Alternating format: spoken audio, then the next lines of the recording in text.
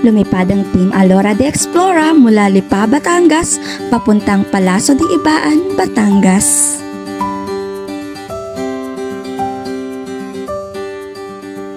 Nabalitaan nga namin na may magdadaos na ika-80th birthday ng ama ng aming malapit na kakilala sa Ibaan, Batangas. Wow! Mabuti na nga lang at tumila ang ulan dahil magdamag umulan. At naanunsyo nga na may bagyo, kaya sobrang lakas ng ulan. Kaya ito, susugod ang Team Alora de Explora mula dito nga sa bahay ay aabutin lamang ng 30 to 40 minutes ang biyahe. Kaya itutulog na lang ni Aling Alora yan. Pagdating nga namin ay napakalawak ng lugar kaya maraming pwedeng pagparkehan ng inyong mga sasakyan. Pumasok na nga kami dito. Dito sa loob ay napakarami palang bisita. Pero wag ka, malawak pa rin ang loob at the aircon pa.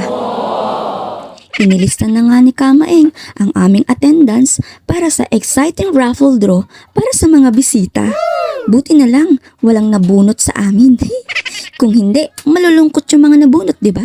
Ha, syempre nga naman. Hindi naman halatang gutom na, no? Diretso nga pala ako dito sa food para makita ko agad kung ilang plato ang kasya sa mga food na kukunin. Tsus! Napawaw na lang talaga dahil may mga pika-pika food na nakakabusog na din. Aba huy, mag-hi ka man lang sa may kaarawan. Si Lola Lope, ang lolo ng aking sister in Christ na si Nika, nasa Finland, Europe, kasama ang kanyang asawa at newborn baby. Shout out dyan sa inyo. Ito nga pala ang grand entrance ng birthday celebrant kasama ang buong pamilya na nagmula pa sa iba't ibang bansa na nagsipag-uwi para sa family reunion nila. Sobrang nakaka-touch at nakaka-inspired ang mga kwento at mensahe ng mga anak sa kanilang magulang. Teary eyes talaga ang lahat. Malaki-laki na rin ang angka nila, no? Siyam na magkakapatid.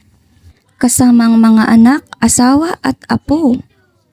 Eto nga't nakakaiyak din talaga yung mensahe ni Tita Ellen para sa kanyang ama.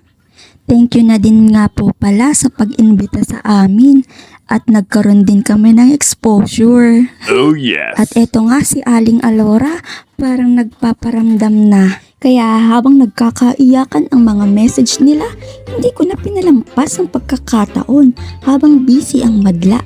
Dahan-dahan ko nang dinampot ang mga ito sa grazing table kahit may bantay.